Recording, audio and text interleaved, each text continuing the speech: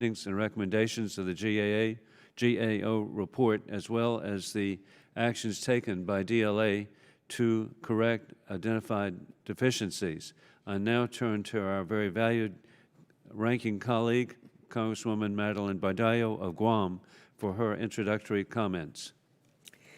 Thank you very much, Mr. Chairman, for calling this important hearing on the recent GAO report on the DoD Excess Property Program, also known as the 1033 program. And thank you also to our four witnesses for being with us today for what I expect to be an insightful discussion. Let me begin by stating that I understand the value of the 1033 program. It allows federal, state, and local law enforcement agencies to fill critical equipment shortfalls at little to no additional cost to the taxpayer, leveraging excess DoD property. Now, many of these items are non-controlled, can be purchased at any office supply or furniture store, and help alleviate budgetary stress, particularly on local agencies. However, this equipment can also be controlled property, items that are sensitive in nature and cannot be released to the general public, such as firearms and military-grade imagery technologies. And that is what makes the GAO report particularly concerning. Not only does it highlight the negligence with which DLA treated property procured with taxpayer dollars, but it demonstrates a dangerous vulnerability that could compromise the safety of the American people. So I am particularly appreciative that GAO conducted this operation and delivered this report because it brings to light these vulnerabilities and allows us to conduct critical oversight on the handling of equipment to ensure reforms are in place to better secure the transfer program. I am deeply disturbed, however, by the prospect that a malicious individual or organization could procure DoD property, especially controlled items.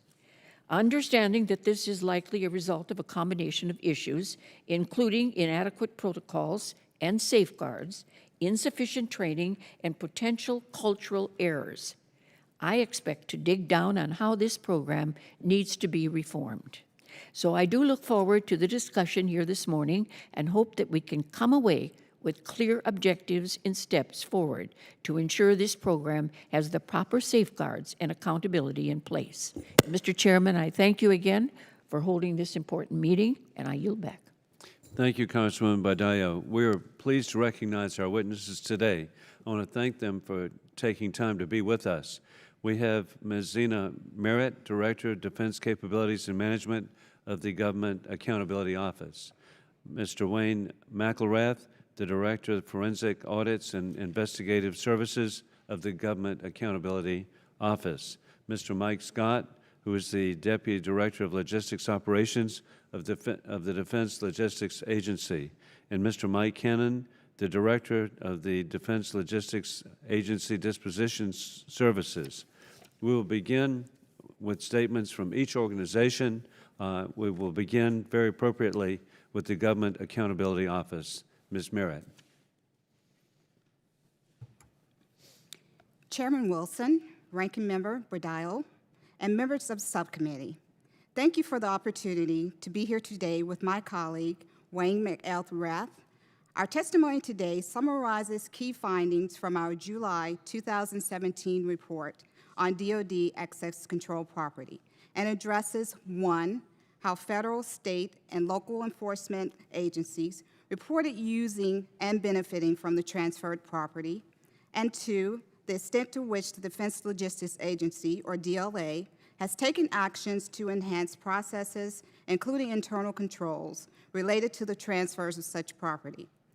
DoD has the authority to transfer excess personal property to federal, state, and local enforcement agencies. Dla Disposition Services administers the Law Enforcement Support Office, or LESO program, for DoD. During calendar years 2013 through 2015, DoD has reported transferring approximately $1.1 billion of excess control property to law enforcement agencies. Controlled property typically involves sensitive equipment and items that cannot be released to the public, such as detonation robots, small arms, and mine-resistant ambush-protected vehicles, or MRAPs. Law enforcement officials that we surveyed and interviewed cited a number of ways in which they had benefited from the program, with several reporting that the transfers of controlled property allowed them to save money. The reported uses included enhancing counter-drug and counterterrorism activities, search and rescue, natural disaster response, and police training. DLA has taken actions to enhance processes for the program in response to past recommendations made by GAO, as well as DOD and DLA offices of Inspector General. DLA has taken some steps to address previously identified weaknesses in its processes and procedures, mostly at the state and local levels. In our July report, we noted weaknesses at the federal participant level in 3 areas. 1, verifying and approving applications. 2, transferring property. And 3, the assessment of risk. Through creating a fictitious federal agency, we gained access to the program and attained over 100 controlled items with an estimated value of $1.2 million, including night vision goggles, simulated rifles, and simulated pipe bombs, which could be potentially lethal if modified with commercially available items. Images of these items are pictured on the graphic boards here in the hearing room today.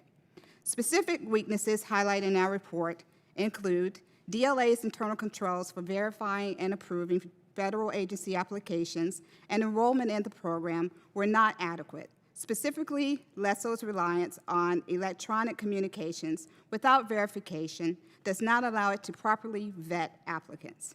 Second, our testing identified deficiencies in the transfer of controlled property, such as DLA personnel not routinely requesting and verifying identification of individuals picking up property. Third, while DLA has taken some steps to address identified deficiencies in the program, DLA lacks a comprehensive framework for instituting fraud prevention and mitigation measures at all stages of the process. DLA officials acknowledge that they have not conducted a fraud risk assessment. Overall, we concluded in our report that DLA's internal controls did not provide reasonable assurance in preventing fraud. Therefore, we made 4 recommendations to DLA. 1, review and revise policy or procedures for verifying and approving applicants. 2, ensure disposition services officials verify that persons picking up items have valid credentials. 3, issue guidance that requires disposition services officials to verify the quantities and types of items being picked up beforehand. And lastly, conduct a fraud risk assessment to design and implement a strategy with specific internal control activities to mitigate assessed fraud. DOD concurred with all of our recommendations and highlighted actions to address each one. Chairman Wilson, Ranking Member Bordillo, and members of the subcommittee, that concludes my prepared statement. My colleague and I would be happy and pleased to respond to any questions that you may have. Thank you very much, Ms. Merritt, and indeed your professionalism is very, very impressive. Mr. McElrath, would you like to make a presentation? Thank you very much. And we now proceed to the Defense Logistics Agency. Mr. Scott. Chairman Wilson, Ranking Member Bordillo, distinguished committee members, thank you for the opportunity to be here today to discuss the Defense Logistics Agency's administration and execution of the 1033 program, also known as the Law Enforcement Support Office Program, or LESO program. I am Mike Scott, Deputy Director, DLA Logistics Operations. With me today is Mr. Mike Cannon, the Director of DLA Disposition Services. We appreciate the opportunity to discuss the July 2017 GAO report on Department of Defense excess property and to advise you of the actions we have taken to further strengthen our processes. DLA Disposition Services, a field activity of DLA, is responsible for the final disposition of excess property received from the military services. DLA Disposition Services also administers and executes the 1033 program through their LESO. About 7,500 federal and state law enforcement agencies across 50 states and U.S. territories actively participate in the program. 30 federal agency headquarters are currently enrolled. These are the higher headquarters to the 345 federal law enforcement activities participating in the program. DLA has worked extensively over the last several years to improve the state and local side of the program, which is 96% of total participation. While the GAO's recent review did validate enhancements made in the state and local program, it also highlighted vulnerabilities in the federal program. DLA takes the findings very seriously and is actively addressing and correcting the deficiencies. In September 2015, DLA began a focused improvement effort to strengthen our federal program. We've implemented robust controls in our federal program, which already exist in our state program. Specifically, we have revised our procedures for verifying and approving federal agency applications for enrollment. First, DLA now requires an executive-level representative in the federal agency designate a point of contact in writing. This POC will serve as the agency's federal coordinator who will validate and endorse all enrollment applications and all equipment requests for their field activities. Second, DLA now requires the POC to sign a memorandum of understanding outlining and accepting their responsibilities for management of their program. We have sent all 30 current federal agency headquarters this MOU, and 12 agencies have already signed and returned the MOU. Third, DLA will visit each federal agency headquarters and meet with their POC to confirm eligibility. As of today, DLA has visited 22 federal agency headquarters. Additionally, DLA has strengthened the internal approval process for enrolling federal agencies. First, we have designated a federal LEA liaison to manage the application process. Second, DLA will utilize the FBI's National Crime Information Center, or NCIC, database to verify the legitimacy of all organizations. Finally, the LESO program manager is now required to approve all federal applications as a second-level internal review. With regard to the GAO findings on process weakness for verification of customer identity and the type and quantity of property issued, we have taken the following actions. First, we immediately conducted remedial training at the sites GAO visited. Second, we mandated reinforcement training at all 103 of our disposition sites. We're 50% complete on this aggressive effort and are on track to finish 2 months ahead of schedule. Third, we added this topic as an emphasis item to our existing compliance program, which includes, among other things, no-notice spot inspections and a DLA headquarters management review. In response to the GAO recommendation to conduct a fraud risk assessment as outlined in GAO's fraud risk framework, DLA headquarters, specifically our DLA Inspector General Office and my Logistics Operations Directorate, will lead this effort with participation by DLA Disposition Services. DLA has made significant enhancements to improve its policies, procedures, and internal controls in the 1033 program. We remain committed to continuous process improvement to ensure we provide the best possible support to law enforcement agencies in their critical mission. Chairman Wilson, Ranking Member Bordallo, and members of the committee, we thank you for the opportunity to discuss this important issue here today and are prepared to answer any questions you have. And Mr. Cannon? Sir, Mr. Scott spoke on behalf of the agency.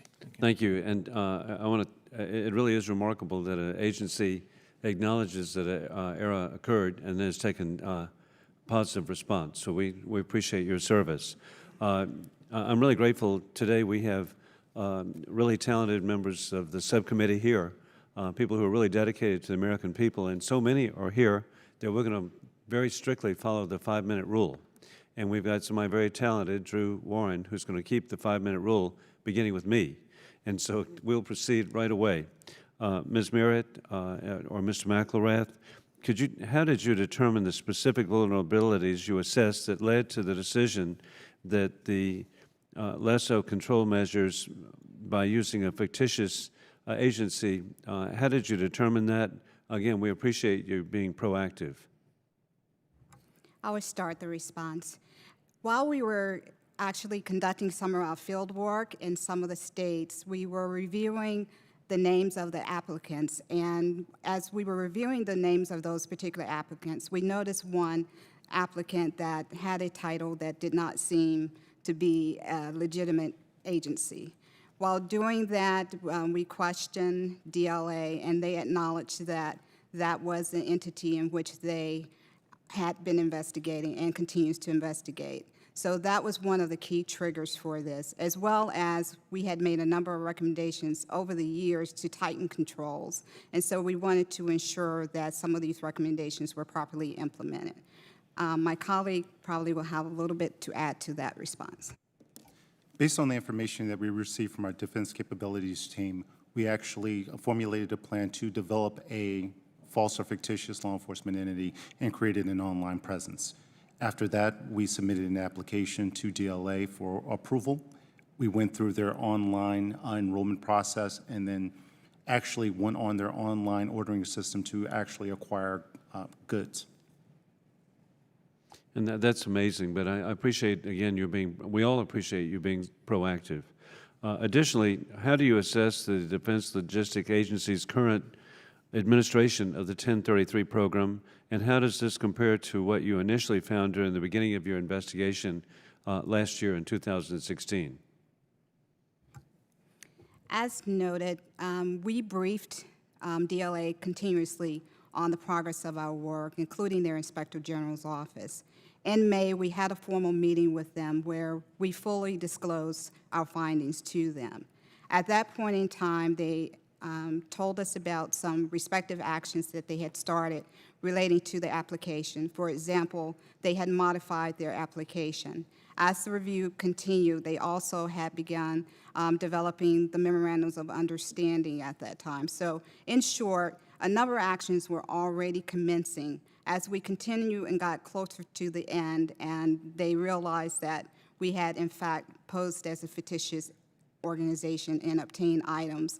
Then they also noted that there were additional actions that they were going to take in order to close those particular gaps in their processes. Thank you. And for Mr. Scott, your service for security of the American families is very important with the 1033 program. What is the process for a law enforcement agency to obtain control items? What additional steps in the authorization process for obtaining the items has been considered in light of the Government Accountability Office investigation? So, Chairman, as the GAO said, our process previous to finding out what they were able to accomplish required that Mr. Cannon's organization work directly with the federal law agencies. There was an application that had to be filed. They had to provide statutes of authority. Special agents, senior agents in charge had to sign those applications to be able to get into the program. But as you've heard, that our controls were not adequate. We recognize that. We had started our efforts to improve the federal program prior to the GAO starting their effort. And I will say immediately, I think the first meetings we had with them were in March of 2017 when we learned of what they were able to do in their investigation. By April 3rd, we had implemented those additional things that you've heard about. And those include now that we get an executive level sponsorship from the federal agency. We have a POC identified going forward. We visit those organizations to validate. We are now going to use the FBI database to ensure that their organization is correctly loaded there and they're legitimate. Those are all things we've added, and we believe those processes will prevent this from happening in the future, Chairman. And they're very responsible safeguards. I believe there were 3 recommendations. There's still one pending. Is that being acted upon? Yes, it is. As Mr. Scott mentioned, they're scheduling with the OIG in my headquarters to do the fraud risk assessment. Thank you very much. Congressman Medallo. Thank you, Mr. Chairman. Mr. Cannon and Mr. Scott, the GAO recommendations included strengthening internal controls and reviewing identification and authorization protocols. Now, given what we know now, what is your level of confidence that such a violation will not happen again? And secondly, recognizing that only 4 to 7% of transfers are controlled, should DLA temporarily suspend the transfer program for controlled items until the problems are fixed? You state that changes have already been made, but then we wouldn't be here if there wasn't still a problem. So will it happen again, or should we suspend the program until changes have been made? Ma'am, I'll take that. First of all, the control measures that we have in place, I am confident will preclude this from happening again. As Mr. Scott alluded to or mentioned, we now require, very similar to the tight controls we had implemented in the state and local procedures, a federal executive appointment of their POC, a face-to-face visit to ensure that they're compliant, and then as a backup, a national the NCIC database check to verify they are a valid agency. With those controls in place, I am confident that this won't happen again. All right, second part of my question. Yes, ma'am. In March, when we got an outbrief and discussed this with the GAO, I immediately suspended release of all property to federal agencies until we could put these controls in place. Those controls included a memorandum of understanding, which we had began developing over a year ago. That memorandum of understanding was finalized in DLA in December of 2016, and until the agencies complete the new requirements, I do not release any additional property. So you don't think the program should be suspended? Is that what, in essence, what you're saying? All right, Mr. Cannon, DOD responded to GAO recommendations number 2 by stating that, and I quote, DLA currently has policy requiring on-site officials to request and verify identification from all customers. What, if any, disciplinary actions have been taken against the individuals and the supervisors responsible for oversight and training who approved the fictitious application for enrollment in the Law Enforcement Support Office program, approved the request of property, or conducted the transfer of the property without following proper procedures? How is DLA determining who is responsible? Ma'am, we are looking at our records to determine the property that was released and where it was released, so we could determine as best we can the individual or individuals responsible. Prior to that, as soon as we identified the locations that the property came from, we immediately conducted remedial training for every person at that site for the control measures we already had in place that were not followed.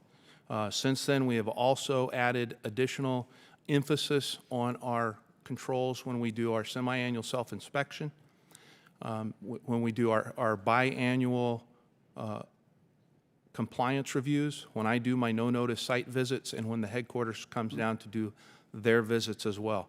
Anytime an individual is found who is either behavior or performance is not up to standards, we take appropriate corrective actions depending on the circumstances. What kind of disciplinary action would you take? Are you releasing the people, changing their positions, or what? I have a range of actions I could take depending on the circumstances and the situation, and I have taken actions for infractions everywhere from a letter of counseling to dismissal. So the range is open depending on the situation, ma'am. Okay, I have one quick question. Ms. Merritt, while the majority of your report focused on the application, approval, and transfer of assessed property, can you provide insight into what you observed with respect to accountability and tracking of controlled property, both at the disposition sites as well as once transferred to a federal, state, or local law enforcement agency? And I don't have much time left. Sure. At the federal level, we did observe one case in which one federal organization in D.C. was not aware of how much property had been transferred to that agency or to its respective activities in the field. That was quickly remedied when they contacted LESO. They were able to obtain a list, and they temporarily halted any approvals at that time.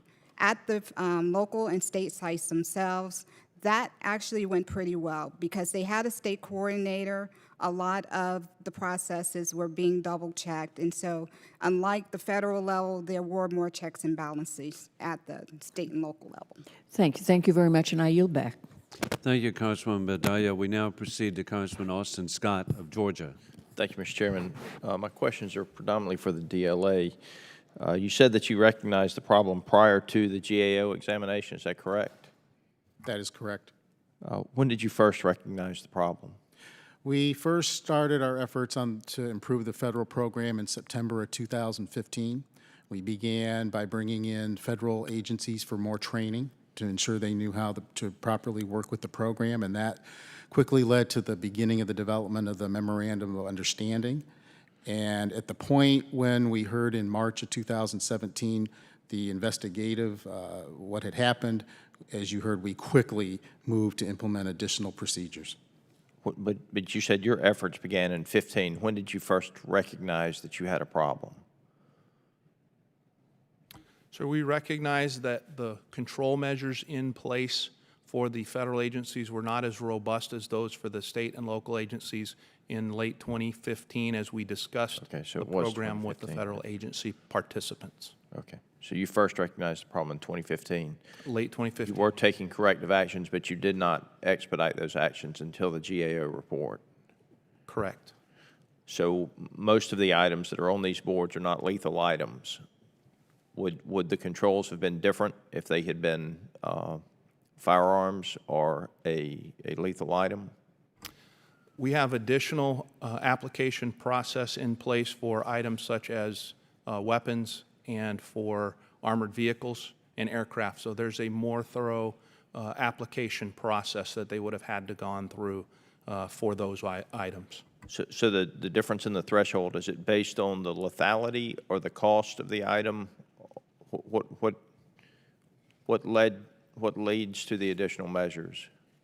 When we did our risk analysis, internally we determined in conjunction with guidance from the White House Committee and the White House Review Permanent Working Group that extra controls were in place. We've always had extra controls in place for weapons and armored vehicles and aircraft. So it's based on the type of equipment and the potential use of that equipment. Okay.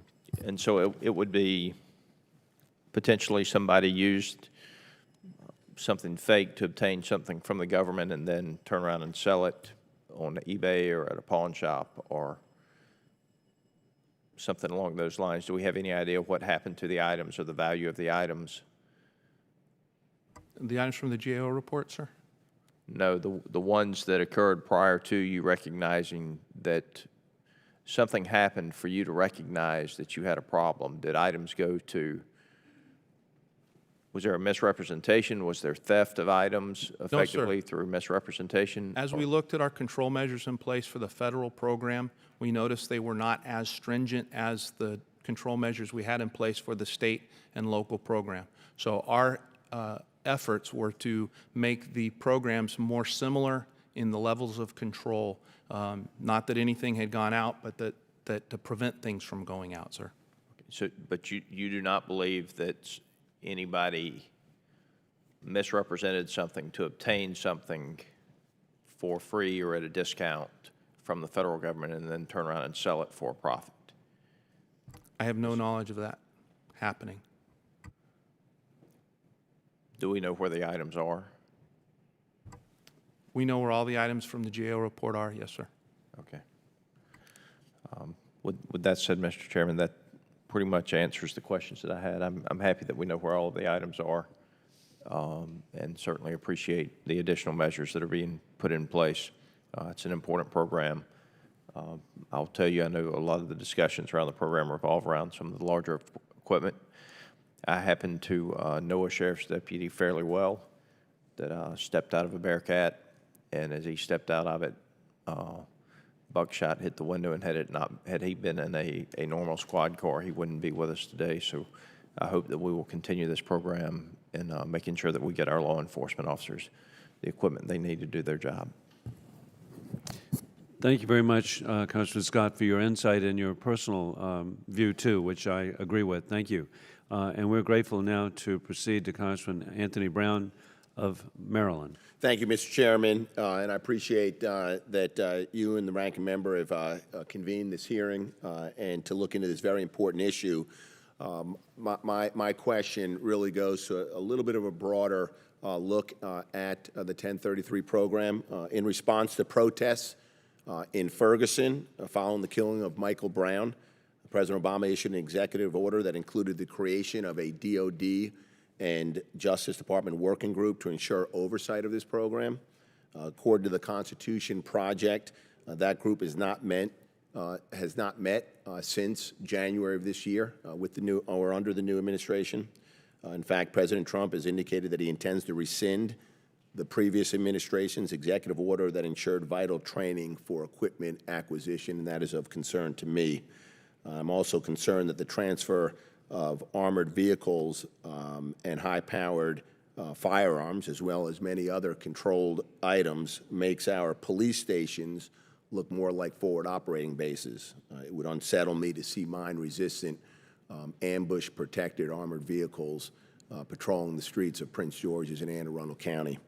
I do get the importance of the program. It's all about proportionality. So my question is, does the agency take into account the actual or potential threat that a community faces prior to delivering these military-style equipment? So, Congressman, we actively support that permanent working group. For DLA, our vice director of the agency is our lead on that group. As you may know, that group looked very closely at the categorization of items and which things would be prohibited, which things should be controlled. They completed another look at that in September of 16, going into this fiscal year, and we take that very seriously. When we get the applications, we apply the decisions that were made from that permanent working group on what is allowed for us to execute. We execute the program. But that group, when they made those determinations in those categories, they brought in a number of different folks to have those discussions that included experts on the use of those type of weapons. It included civil liberties leaders. It included law enforcement leaders, folks from all. If I can just jump in, because I don't have too much time. Can the small city of Seat Pleasant in Prince George's County with, I don't know, 12,000 residents acquire the same type of equipment that the city of Baltimore can obtain? Or do you do some sort of, again, risk assessment, right, potential threat, training, capabilities of the local enforcement agency? So all requirements have to first pass through a state coordinator. Then Mr. Cannon's group also reviews that. They review it also against the size of that force and the number of items that they are allowed to have. The training for the items is, that goes back on the law enforcement community. DOD does not provide the kind of use of training for what is issued. Do you require the training, though? We require that they show and state that they've done that training, yes, sir. Thank you. Follow up, I just have a little bit of time left. What efforts, if any, I think you may have touched on this, is the DLA taking to work not only with local law enforcement, but also alongside community members? I heard you mention community members in your response through the 1033 transfer process. Sir, one of the requirements that we've levied on the program for the state and local agencies is that before they receive property from us, before they enroll in the program, they must be approved by their governing body. So whether that's the state or county, but whoever oversees that body must approve not only their participation in the program, but their withdrawal of property. So like the Seat Pleasant City Council? Correct. Okay. If Seed Pleasant is in the program, Right. they would have by to way of approve example. it. One final follow-up. Are there any restrictions on transferring equipment under the 1033 program when the local law enforcement agency is under investigation by the DOJ for any violation of civil rights? And is that addressed in consent orders, the handful that are currently in place? We coordinate with Department of Justice, and anytime they have concerns with the department, we restrict the transfer of property to that department until they tell us otherwise. So it's not you evaluate whether it ought to be restricted, or if there's a violation, you restrict. DOJ evaluates and then advises us to restrict. Thank you, Mr. Chairman. I yield back. And thank you, Congressman Brown. And we now proceed to Congresswoman Vicki Hartzler of Missouri. I appreciate both of the good work from the GAO as well as the DLA in addressing this real issue here. So please discuss the process for a law enforcement agency to obtain controlled items. What other steps in the authorization process for obtaining these items are being considered in light of the GAO's investigation? The process that we have in place for our states and locals is a similar process we've already implemented for the federal government. But anytime somebody wants to withdraw a piece of controlled property, first that has to go through their state or federal coordinator to approve that they need it. We also have some apportionment rules. We do give preference to counter-drug, counter-terrorism, and border patrol responsibilities. But for things like MRAPs, we also look at a local ability for law enforcement agencies that provide mutual support. And if there is mutual support available from another close-by law enforcement agency, we won't apportion them, for example, an MRAP. So we won't give the county and the city both an MRAP if they're in the same location. For weapons, we authorize one per paid officer. And for vehicles, it's typically one vehicle, unarmored, or like a Humvee, for every 3 officers. Okay, that's very good. Given the GAO created a fictitious law enforcement agency that was approved for the program, how does DLA plan to review and revalidate the law enforcement agencies that are currently enrolled in the program to ensure each enrollment is verified as being legitimate and an eligible law enforcement agency? And how long will this process take? And what impact will it have on approving new applications? So for the federal side of the program, as we discussed earlier, all of those are suspended until they come forward and comply with our new procedures with the MOU, the POC, our visit to see them, and are confirming their identities in the FBI database. We think those requirements are both sound to ensure integrity to the program, and they're also reasonable for a federal agency to comply with. On the state side of the program, we also intend to be proactive and go back and retroactively look at every single one of those organizations against that FBI database as well, just to ensure that we don't have anything else there. Great.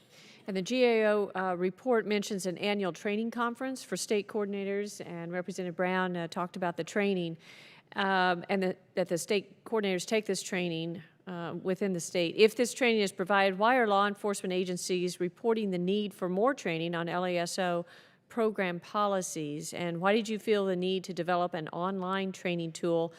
Why does this training vary within the states? So we do an annual conference. It's actually next month in Norfolk, Virginia, where we train and advise the state coordinators on the policy, and then the state coordinators are responsible to train the trainer to train their LEAs. Some states do that better than others. To augment that, we have developed some online training to assist the LEAs. We offer over-the-phone or Skype-based training if an LEA needs training on how to get into the program, how to work the program, how to account for property. We also have what we call job aids, which are basically checklists to help them do the step-by-step procedures. As we do our program compliance review, we go out every other year to every state to review their program and to inventory a large number of their property. We provide training as required, as requested, while we happen to be there visiting that LEA. Will the online training qualify to replace the training that the state may have? Is it an either or, or is it just supplement? It's to supplement, ma'am. Okay. The other thing, Congressman, we are also going to take, when we conduct the fraud risk assessment, we noted the number of LEAs that asked for more training. We're going to make that part of what we look at under that review as well, and go to the furthest extent of DOD's capability to provide additional training. Very good. Thank you very much. Sounds like you're taking very proactive steps, and we appreciate you doing that. Yield back. Thank you very much, Congresswoman Hartzler. We now proceed to Congresswoman Carol Shea Porter of New Hampshire. Thank you very much. I'm deeply concerned, like everybody is here, about this, but I'm also very puzzled because it seems to me, excuse me, that there's more red tape to open up a donut shop than there is to get this equipment, or that there was. And I'm puzzled as to how the rules and regulations could have been so loose that they were able to create this fictitious agency to receive this material. So can you please walk me back to the beginning, who drafted these regulations that allowed, because as I listen to you now, and you say, and I'm glad that you're doing that now you've identified a point of contact and you have all these steps there, but common sense says they should have been there at the beginning. And so I would like you to walk me back to the very beginning, who drafted this, obviously with so many holes in it that it was possible for the GAO to do this, and who knows who else. And I also would like to see that the people who drafted this clearly are not competent enough to handle this work. And so I'm not comfortable with the answer of, well, we're going to go back and we have several possibilities. This is a question of competence. This was a serious job, and they failed the people of this country. And so I would appreciate your comments on that. The 1033 program management was transferred to Defense Logistics Agency's Disposition Services in very late 2008 and we completed the transfer in 2009. And we are following procedures from there. The procedures that we had in place requiring the LEAs to complete a thorough application, to have a regional special agent in charge required to sign the application and have the statute of authority was identified as being insufficient by the GAO, and we have since made improvements. As a note, the application wasn't immediately approved. There was some back and forth between GAO and my staff, and it took several months before the application was approved, but it was in fact approved and should not have been. We have tightened up those procedures since then. And I'll add, Congresswoman, again, we view it just as seriously. The other things that have been reviewed here, and again, our view of those controls was that with Mr. Cannon's group working directly with those federal organizations and the things he went through, that we did have the controls in place. That clearly is not the case. But the program has also been reviewed by other external folks as well. There have been previous GAO reports. We've had an independent review of the program by the RAND Corporation. And it doesn't make it any better, but the external reviews also did not identify these deficiencies. Now that we know them, we are all over it to make sure it never happens again. Well, I appreciate your honesty and your comment, but it still doesn't cover the basic problem here. Now, I read something about now they're going to have to show an ID. So can you tell me what was meant by that they didn't have to show an ID? Ma'am, when someone comes to a Disposition Services site to pick up property, if they're not an employee of Disposition Services, everyone is required to present an ID and follow proper sign-in procedures. We have always had those measures in place. In this case, those measures were not adequately followed. So what I have done since then is I immediately, at the 3 locations, because I don't know the specifics because the GAO report didn't identify them, but we were able to figure out the locations they went to. We immediately conducted remedial training on everybody there to ensure they were following the protocols that are already in place. And then we started, I actually brought my 6 field leaders to Battle Creek, Michigan, to my headquarters to talk to them about this face-to-face in the second week of July, and gave them 30 days to train every single individual, every single employee in Disposition Services on following the proper procedures for identification of personnel and kind, count, and condition of property. We have about 50% of our sites complete, and we will be complete next month, retraining everybody and emphasizing the need to follow the established procedures. And I appreciate that, but again, these are not toys, and these were rules and regulations that were violated and could have wound up in a very serious outcome here. And so I think just speaking to them is not enough. They had a responsibility to follow this protocol, which was weak enough as it was. And so I'm still want to know what happens besides you guys shouldn't have done that. So the moment Mr. Cannon is able to identify who those individuals are, our agency and his organization have a precedent and are prepared to take the appropriate administrative disciplinary action. And that can be anything from suspensions without pay to removal from the position. Okay, thank you, and I yield back. Thank you, Congresswoman Shea Porter. We appreciate your service, and we now proceed to Congressman Don McEachin of Richmond. Thank you, Mr. Chairman. Many of my questions have been touched on, so I'm going to ask one that might be a little bit more nuanced. And that is this: when you all dispose of controlled property, such as the items that we've been talking about, do you take, and let's assume that you're going to, local law enforcement's requested it, do you take into consideration what is going on in that area at the time? For instance, if there are tensions between the local citizens and the police department or anything like that, or do you just sort of dispose of the property in accordance with whatever guidelines you have in place? If we have a request from a law enforcement agency, that request for property has to be first approved by their local governing body, so the state, city council. Then that has to go to a state coordinator who has to approve the request, and then when that request comes to us, we will issue property if the property is available. If property is not issued to the Department of Defense, who has first priority, and to our special programs, who have second priority, and it's controlled property, then that equipment is demilitarized and destroyed. Let me follow up on that and ask the question maybe a slightly different way. Assuming that it has been approved by the governing body, been submitted to you by the state liaison, are there any circumstances in which you say, nope, City of Richmond, you're just not going to get this property for whatever reasons?